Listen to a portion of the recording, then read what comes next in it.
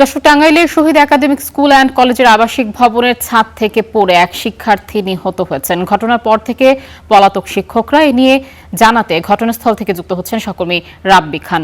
রাব্বি, এই যে শিক্ষার্থী একজন নিহত হয়েছেন এবং শিক্ষকরা পলাতক, সবশেষ তথ্য কি আছে আপনার কাছে এবং ঘটনাটির পেছনের কোনো কিছু জানা গেছে কিনা? জি আয়েশা, আমি রয়েছি টাঙ্গাইলের সাবালিয়া এলাকার শহীদ যে একাডেমিক স্কুল অ্যান্ড কলেজ রয়েছে সেটার সেইখানে রয়েছে। এখানে আমরা দেখছি যে যে নিহত মুহিদের যে সহপাঠী তারা কিন্তু বাকরুদ্ধ রয়েছেন, তারা এখানে বসে রয়েছেন। এছাড়া আমরা এখানে আসার পরে দেখেছি যে যে কয়েকজন শিক্ষক ছিলেন তারা দ্রুত এখান থেকে সটকে পড়েছেন। এই ঘটনাটি ঘটে সকাল 9:30টার দিকে। কথা বলে তার রুমে কথা বলে বলে তিনি 6 তলার যে নির্মাণাধীন কাজ চলমান রয়েছে সেখান থেকে তিনি পালিয়ে যাওয়ার চেষ্টা করে এবং নামার চেষ্টা করছিলেন, এমনটি আসলে বলছিলেন। তারপরেই তিনি সেখান থেকে পড়ে নিহত হয়েছেন।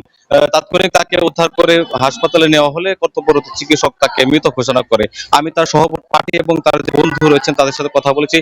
তারা যেমনটি বলছিলেন যে তাদের যে সহপাঠী তিনি মুহিত, তিনি নিহত হয়েছেন, তিনি কয়েকদিন যাবৎ ডিপ্রেশনে রয়েছেন এবং তার পরিবার থেকে তাকে ঈদের ছুটিতে নেওয়া হবে না, এমনটি বলার কারণে এমন হতে পারে বলে রাব্বি খান, আপনাকে ধন্যবাদ।